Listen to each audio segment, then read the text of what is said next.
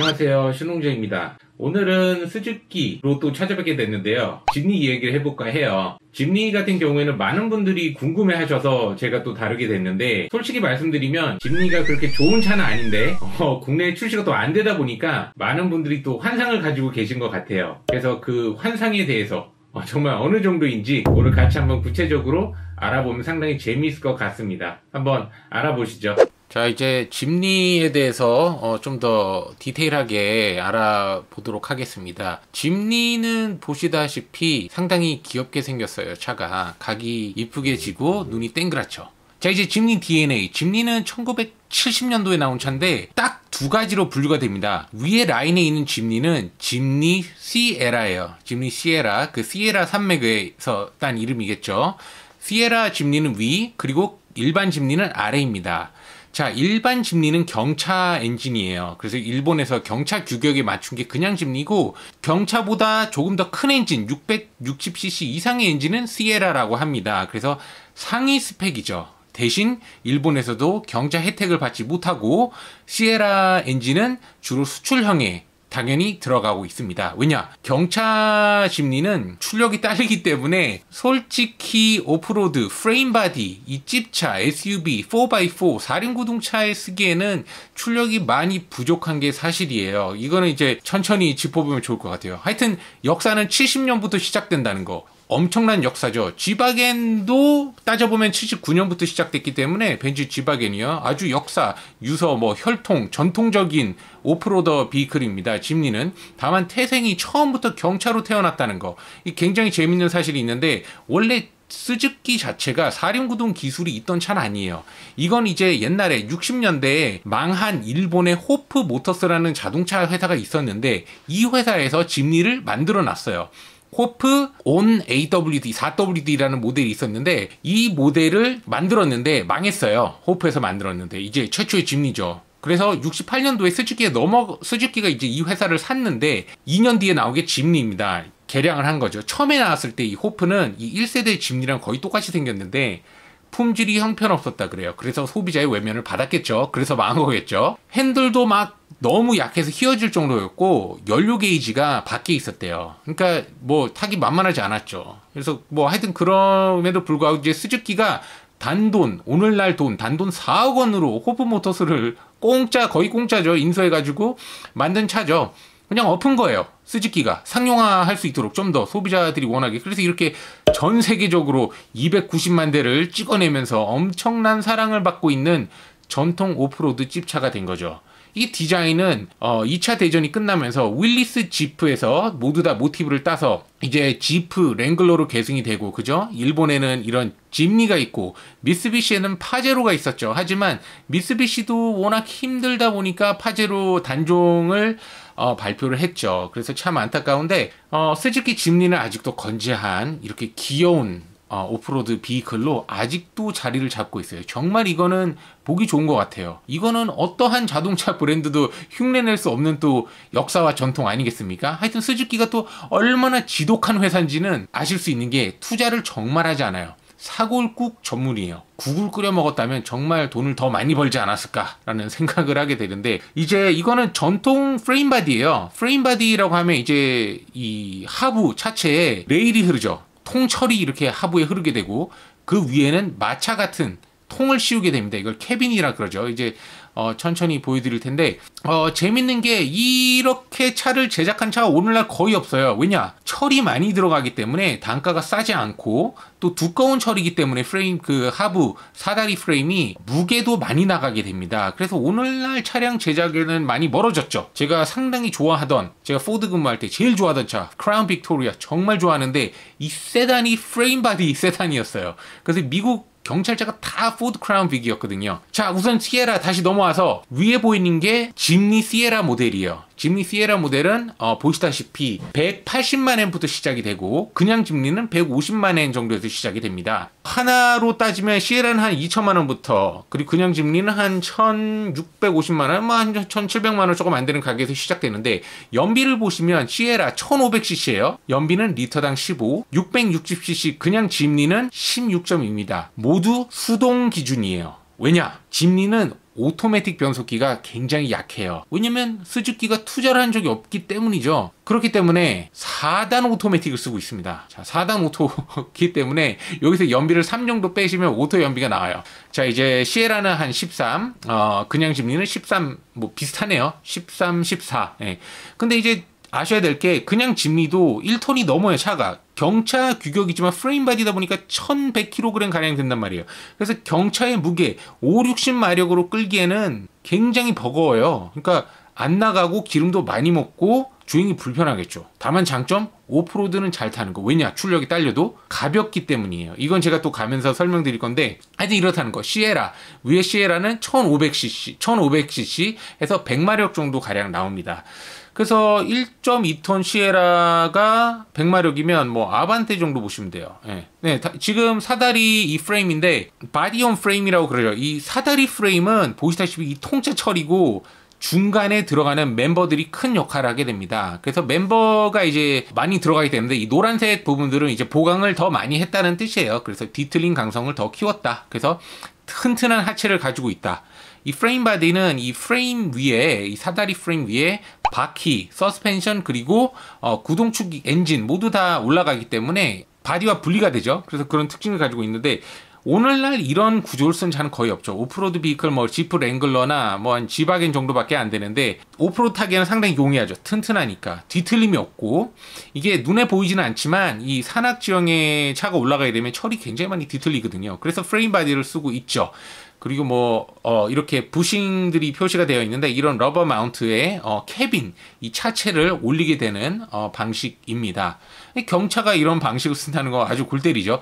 경차라고 하면 이제 무게를 줄이고 최대한 가볍게 만드는 게 경차인데 이 모든 걸 무시하고 전통 방식 50년 전 그대로 만들고 있는 게 집리예요. 사륜 구동 시스템은 뭐 특별할 건 없습니다. 그냥 사륜 로우, 사륜 하이, 이륜 하이 이런 기어가 있고 이건 뭐 전통 오프로드에 다 있는 거죠. 특별할 건 없지만 오프로드에서 또 이게 또 괜찮은 게 차가 무게가 굉장히 큰 역할을 해요. 자, 이제 이거는 이 집리의 어프로치 앵글이 36도 그리고 탈출각이 50도 이거는 보시다시피 완벽한 오프로더예요. 이거는 경차의 규격을 맞추고는 있지만 완벽한 오프로더입니다. 그리고 차고 또한 높이가 210mm라는 거. 뭐 이 정도면 세계에서 가장 오프로드를 잘 뛰는 차라고 해도 과장이 아니죠. 이 오프로드가 또 드릴 말씀이 많은데 뭐 하여튼 경차다 보니까 4.9m의 회전 반경을 가지고 있고 스티어링 휠이 아주 전통적인 방식이에요. 볼 스티어링입니다. 렉앤 피니언 서스펜션 방식이 아니에요. 그래도 쌍팔년도 방식을 가지고 있다고는 하지만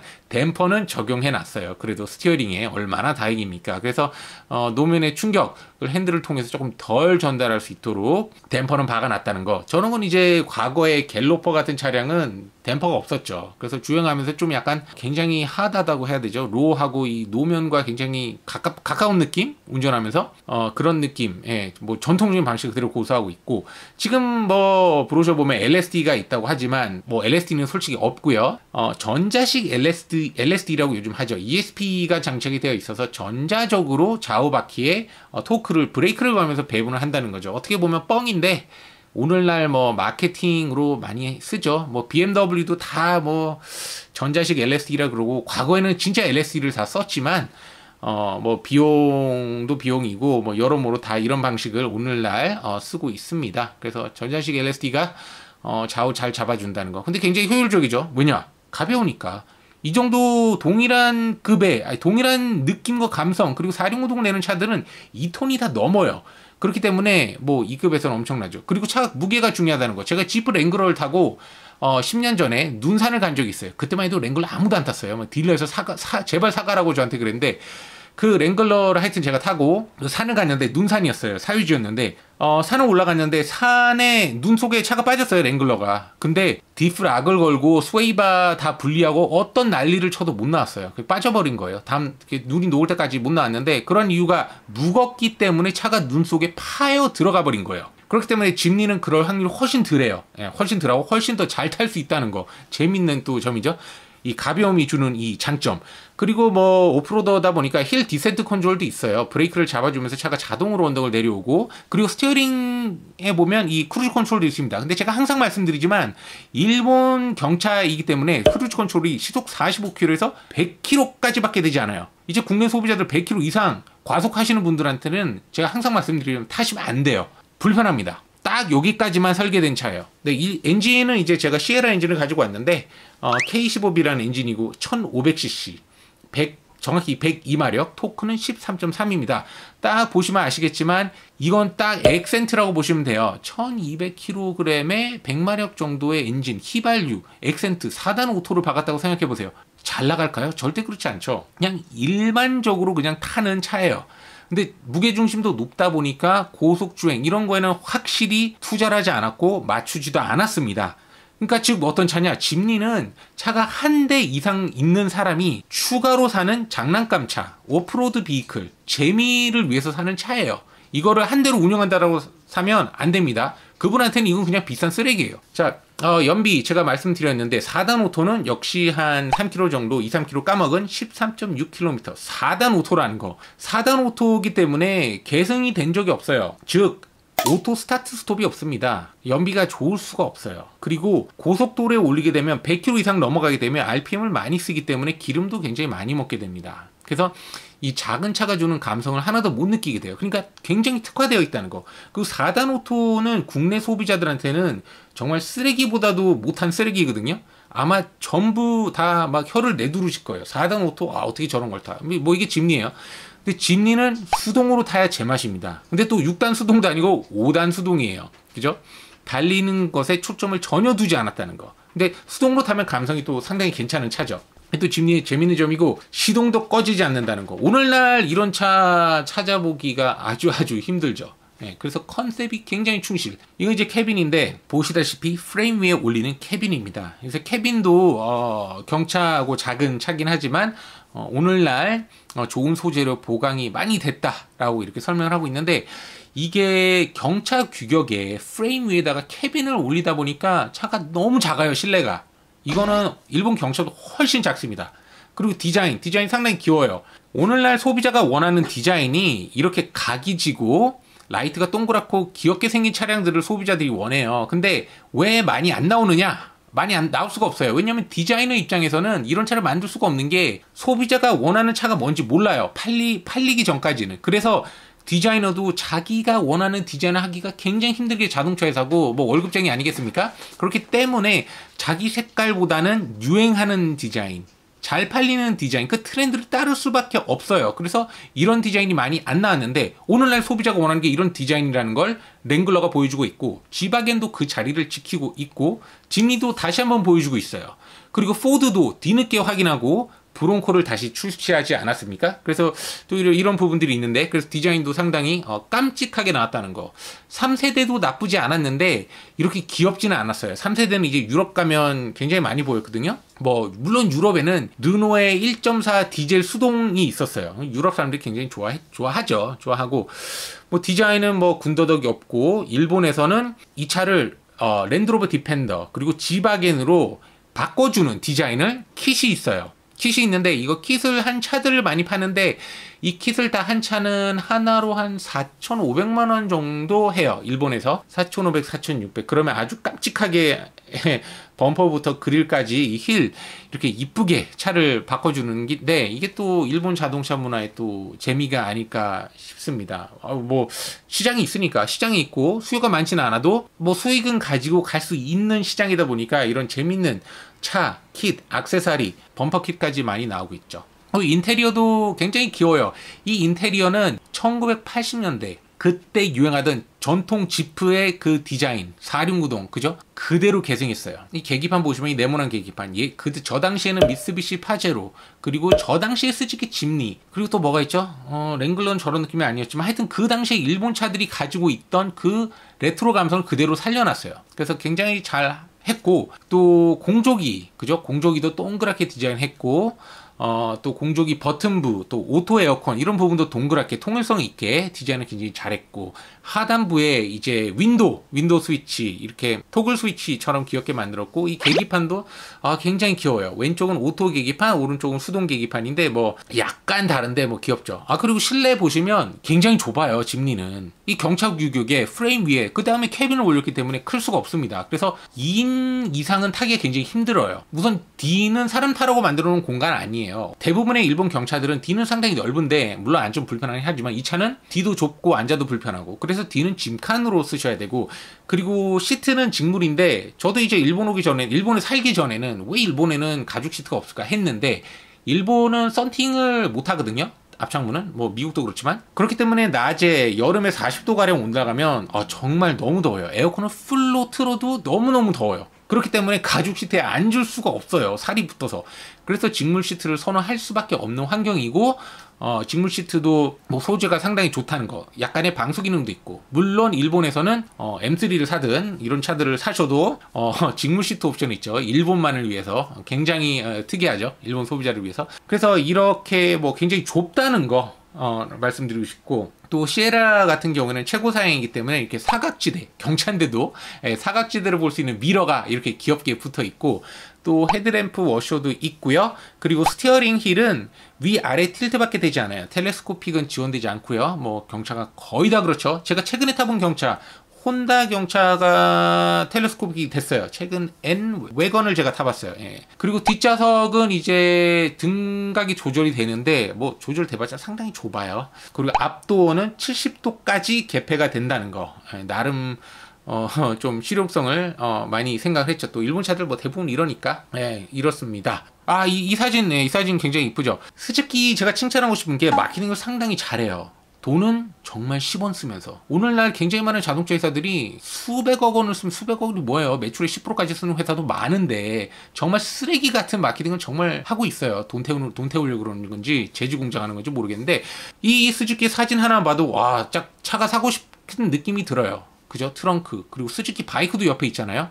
그리고 사진의 음영도 굉장히 잘 살렸고, 이 캠핑kit도 트렁크에 딱 들어있어요. 딱 보면 떠나고 싶은 이 스즈키 정말 잘 하고 있어요. 일본의 H모사의 브로셔를 보면요, 정말 너무 사진이 개판이에요. 저 같으면 절대로 승인하지 않을 이미지와 브로셔들을 또 내보내고 있던데, 근데 또 그건 그 회사만의, 또 그 회사는 마케팅 신경을 안 쓰거든요. 뭐 그 동네 문화고. 하여튼 뭐 스즈키는 굉장히 잘하고 있어요. 돈을 최저로 쓰면서 지독하지만 이렇게 이쁜, 그죠? 바이크 옷도 뭐 차고에 걸려 있고, 툴도 막 왼쪽에 있고, 툴박스도 있고, 오른쪽에 뭐 서핑보드도 있고, 차고 올라가 있고, 그죠? 일본은 이렇게 큰 차고 보기 되게 힘든데, 이렇게 이쁜 사진, 너무 보기 좋은 것 같아요. 힐도 전통 오프로드에서 볼 수 있는 저 홀이 있는 힐.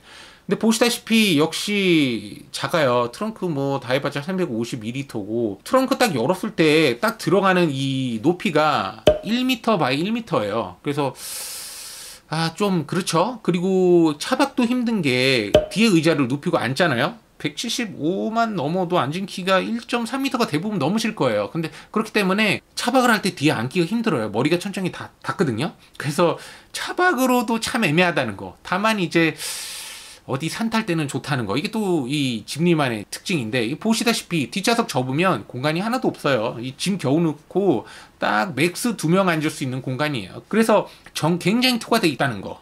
만약에 국내에 이 차를 판다? 사는 사람 거의 없을 거예요. 왜냐? 우선 첫째, 수동차. 한국의 수동차 정말 안 팔려요. 물론 매니아들이 나 저거 나오면 산다, 난 수동으로 산다 하죠. 근데 제가 상품 기획하면서 보면 수동차 한국에서 팔린 차 하나도 없어요. 수입차 기반 뭐 마찬가지. 1년에 뭐 60대 막 이래요. 팔려봤자.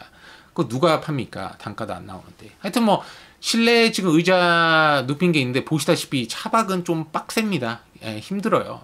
굉장히 좁고, 트렁크 밑에 저런 함이 있는데, 이거는 스즈키 경차들 다 있어요. 허슬러도 이런 똑같은 공간이 있고, 뭐 조금 좁다는 거. 그리고 뒤에 보시다시피 뒷창문 주변에 철이 그대로 개방되어 있어요. 그래서 방음 전혀 안 된다는 거. 그리고 뭐 핸드폰 거치대 뭐 이렇게 있는데, 5단 수동과 4단 자동은 이제 거치대 위치가 다르겠죠. 기어 위치 때문에. 근데 역시 핸드폰 무선 충전 이런 기능은 절대 없다는 거. 그리고 뭐 천장에 빗물바지 설계도 해놨다는 거. 전통 오프로드처럼.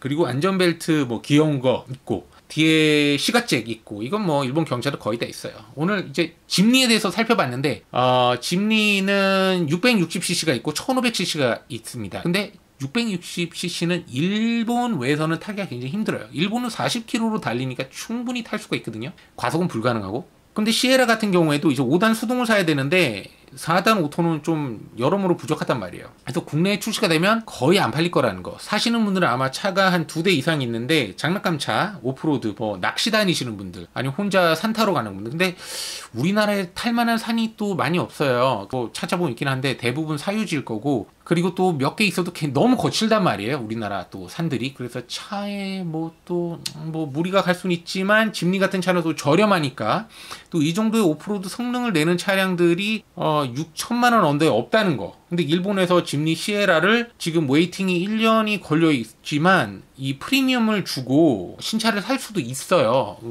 등록된 이제 신차죠.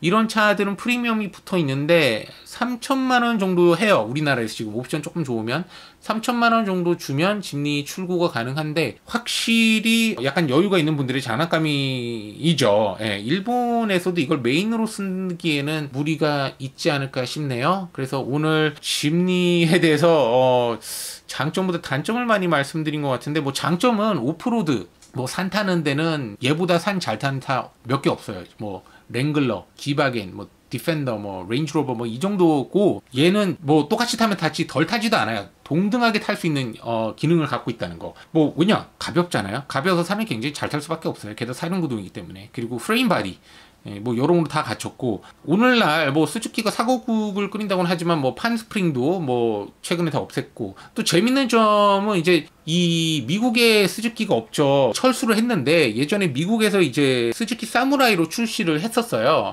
출시를 했었고 미국에서 대박 났거든요. 사무라이 너무나 많이 팔았어요. 근데 어떤 일이 있었냐면, 컨슈머 리포트라고 미국의 독자적인 이 회사죠. 그 자동차들을 테스트하는 곳인데, 여기서 뭐라 그랬냐면 스즈키 사무라이 타면 전복돼서 죽는다, 위험한 차다, 이러는 거예요. 근데 정말 스즈키가 재수가 없는 게, 이 당시엔 지프 랭글러도 다 뒤집어졌어요. 이 당시 차들, 전고 높은 차들 그냥 까딱하면 다 뒤집어졌거든요. 급차선 변경 한번 하면 그냥 다 꽈당이에요. 근데 와, 스즈키만 걸고 넘어졌어요. 컨슈머 리포트에서. 정말 미친놈들인지 재수가 없는 건지 뭐 나쁜 놈들인지. 그래서 막 뉴스에 언플도 많이 됐어요. 그래서 미국에서 사무라이가 이제 스즈키로 완전히 통으로 철수를 하게 됐어요. 근데 이제 여러 조사를 많이 했죠. 왜냐? 그때 이제 랭글러도 미국 정부에서 전복된다고 주의하라는 공식 입장이 있었거든요. 하여튼 뭐 스즈키는 컨슈머 리포트한테 뭐 돈을 많이 받아냈어요. 향후에 철수하고 나서. 하지만 소비자들은 완전히 바로 외면해 버렸거든요. 위험한 차라고. 그러니까 얼마나 기자의 역할이 또 그 당시에 중요했어요. 그 당시에는 SNS도 없었잖아요. 그래서 이제 그때 또 미국에서도 기자들이 쓰레기다, 기레기다, 똑같죠. 예, 이런 얘기 많이 나왔고, 돌이켜보면 뭐 재수는 없었지만 스즈키 입장에서는, 또 유럽에서는 그래도 건재했다는 거. 예, 스즈키가 많이 팔았고, 디젤도 뭐 짐니 수동 디젤, 당시 옛날에 PSA, 푸조 시트로엔 디젤 수동도 받고 팔았었고, 그리고 또 스즈키가 아쉽잖아요. 미국에서 나왔지만. 그래서 GM한테 찾아가가지고, 야, GM으로 배지를 바꿔서 우리 짐니, 사무라이 좀 팔아줘 했던 적도 있어요. 그래서 GM에서 지오라는 차로 또 잠깐 팔았었죠. 근데 아시잖아요. GM이 차 장사를 그렇게 잘하는 회사는 아니잖아요. 미국에서도 할인 위주로 팔지. 그렇다 보니까 마케팅이 또 잘 안 됐고, 그래서 지오라는 차도 뭐 빨리 막을 내리게 됐는데, 뭐 짐니는 이런 차예요. 매력이 상당히 많으면서도 단점도 상당히 많은 차입니다. 그래서 차를 좋아하시는 분들이 장난감을 하나 소유하면 굉장히 재밌는 차량이죠. 그래서 오늘 짐니에 대한 이야기는 여기까지 하고요.